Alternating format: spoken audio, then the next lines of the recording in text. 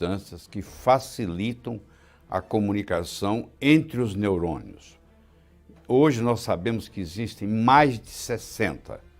Eu vou discutir com vocês aqui apenas 5, que são os mais importantes. É a dopamina, é a acetilcolina, é o GABA, é a serotonina e a noradrenalina. Nós vamos discutir um por um deles. Então vamos começar com a dopamina. A dopamina, você ingere uma substância chamada fenilalanina, que é um aminoácido que tem nas proteínas que você come. Ela é digerida, absorvida. Essa fenilalanina cai no seu corpo, vira um aminoácido chamado tirosina. A tirosina vai virar o L-dopa vai virar a dopamina vai virar a noradrenalina, a adrenalina, noradrenalina vai virar adrenalina. Então é assim, ó. Fenilalanina, tirosina, L-dopa, dopamina, noradrenalina, adrenalina. Vamos pegar a dopamina. A dopamina se concentra principalmente na parte frontal do cérebro. A dopamina dá o poder cerebral. Ah, fulano tem um poder cerebral. Esse poder cerebral é dado pela dopamina. Se ela estiver demasiado, ela causa esquizofrenia. Você conversa com uma pessoa viciada em cocaína, ela vai dizer para você assim, eu faço uso de cocaína porque quando eu estou drogado, eu me sinto o dono do mundo. Eu acho que eu mando no mundo. Então esse poder mental, esse poder cerebral é dado pela dopamina. Se eu tiver deficiência de dopamina, eu perco o poder cerebral e entro também em depressão. Existe depressão causada pela deficiência de dopamina.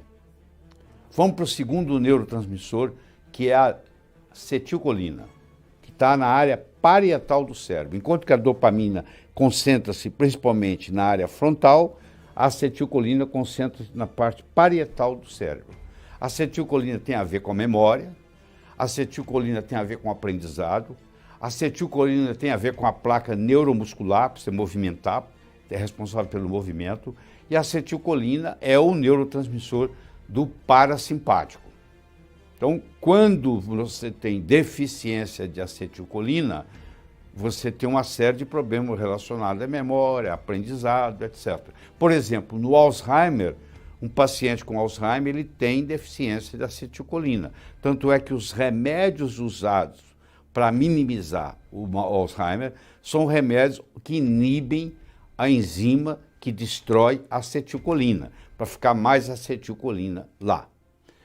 Eu posso aumentar a acetilcolina ingerindo fosfatidilcolina, por exemplo, ou eu posso aumentar usando uma substância chamada acetil-L-carnitina.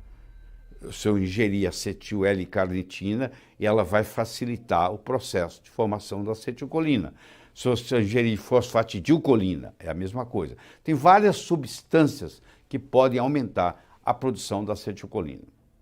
O terceiro neurotransmissor que eu quero trabalhar é o GABA. O GABA está concentrado principalmente no lobo temporal. Ele é o freio. Enquanto que a dopamina é o acelerador do cérebro, o GABA é o freio. Então ele freia. Se o cérebro está agitado demais, por exemplo, se eu não tiver GABA, eu não durmo. À noite, quando eu tomo um benzodiazepínico, um Rivotril da vida para dormir, esse benzodiazepínico, ele mimetiza o GABA, por isso que ele faz a pessoa dormir, infelizmente vicia também, mas mimetiza o GABA. Tudo aquilo que estimular o GABA te dá tranquilidade de mente. E o GABA vem de onde? Vem de um aminoácido que a gente ingere chamado glutamina. Que se estiver tudo certo, a glutamina vai virar GABA. O quarto neurotransmissor é a serotonina, predomina no lobo occipital. A serotonina é a seguinte, você ingere triptofano vira 5-HTP, 5-hidroxitriptofano, 5-hidroxitriptofano vira serotonina, e quando você apaga a luz e fecha os olhos, à noite, essa serotonina vai ser matéria-prima para formar a melatonina, que vai fazer você dormir bem. Certo? Então a história é essa aí. Então eu até agora conversei com você sobre a dopamina, sobre a acetilcolina, sobre o GABA e sobre a serotonina. Existe um outro neurotransmissor importante, que é a noradrenalina, que faz a modulação desses todos e, além disso, é o neurotransmissor do simpático. Enquanto que o neurotransmissor do parasimpático é a acetilcolina, o neurotransmissor do sistema simpático, autônomo simpático é a noradrenalina. Esses neurotransmissores fazem a comunicação sináptica entre um neurônio e outro, etc. São todas as conexões sinápticas. Existem conduções parasinápticas, que não dependem dos neurotransmissores, mas a grande parte da atuação do cérebro é via neurotransmissor. Então, eu posso ter normalidade, deficiência ou excesso. Eu posso ter excesso de dopamina, deficiência de serotonina, é um tipo de doença. Eu posso ter deficiência de acetilcolina, excesso de GABA. Eu tenho todas essas combinações possíveis e imagináveis. Existem aparelhos, não no Brasil, mas nos Estados Unidos, que detectam isso. Existe um aparelho chamado BEAM, B-E-A-M, que é um teste da atividade elétrica cerebral, que faz via computador, que já traz o resultado. Se você tem normalidade, excesso ou deficiência de dopamina, de acetilcolina, de GABA, de serotonina, de noradrenalina. Então essa é a função dos neurotransmissores. Então, todos esses neurotransmissores, eles são criados, são produzidos no cérebro, a partir de matéria-prima. Eu tenho uma metáfora muito bonita que eu conto, que é assim. O indivíduo saiu de casa, encontrou no jardim o pedreiro e o assistente pedreiro, o ajudante pedreiro, porque eles vieram para construir um muro, que ele ia separar a casa dele da do vizinho, porque estava dando problema. Então ele estava saindo, estava lá o pedreiro e o ajudante pedreiro, e ele falou, eu quero que você construa esse muro, quando eu voltar eu quero um muro construído. No final da tarde ele chega em casa de volta do trabalho, não tinha muro, e os dois sentados lá. Aí ele vai tirar a satisfação e diz, onde é que está o muro? Falou, o senhor não deixou os tijolos, o senhor não deixou o cimento, o senhor não deixou a areia. Nós estávamos aqui para construir o muro, mas nós precisamos do material para construir o muro. Não tinha. Então, a força vital está aí para formar o neurotransmissor. Agora, o neurotransmissor, para ser formado, ele precisa de matéria-prima. Eu só formo dopamina se eu tiver L-dopa. Eu só formo L-dopa se eu tiver tirosina.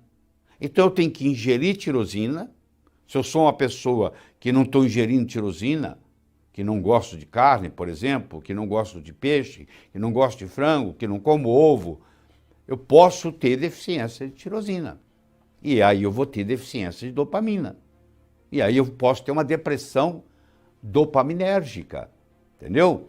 Para produzir acetilcolina, eu preciso do acetil e preciso da colina. Eu posso tirar a colina do fosfatidilcolina. Quer dizer, eu posso tirar de várias fontes, mas eu tenho que ter. Eu, para produzir o GABA, eu preciso ingerir um aminoácido chamado glutamina, que vai virar GABA. Se eu quero produzir serotonina, eu tenho que ingerir um aminoácido chamado triptofano, que vai virar 5-hidroxitriptofano, que vai virar serotonina. E eu preciso das enzimas que trabalham levando de um ponto a outro, como catalisadores. Então, tudo isso é importante. Agora, você tentar... Aí, quando o paciente, por exemplo, está com doença mental, na minha opinião, não existe doença mental, existe doença nutricional. Porque o que está acontecendo, está faltando alguma coisa, está faltando algum ingrediente. Eu preciso de catalisadores, eu preciso de cofatores. Então, eu nunca vou curar uma doença mental, entre aspas, se eu não normalizar a alimentação dessa pessoa. E às vezes ela precisa não só da alimentação, mas também, sobretudo, da suplementação. Por exemplo, um paciente esquizofrênico, o Dr. Abraham Hoffman, um psiquiatra canadense, de mais de 40 anos, mostrou que se você fizer altas doses de vitamina B3, altas doses do complexo E, altas doses da vitamina C, você pode tratar uma esquizofrenia. E ele publicou isso em vários modos diferentes. Então tem mais de um caminho que leva a Roma. Tem uma abordagem medicamentosa e tem uma abordagem natural, usando nutrientes, usando suplementos.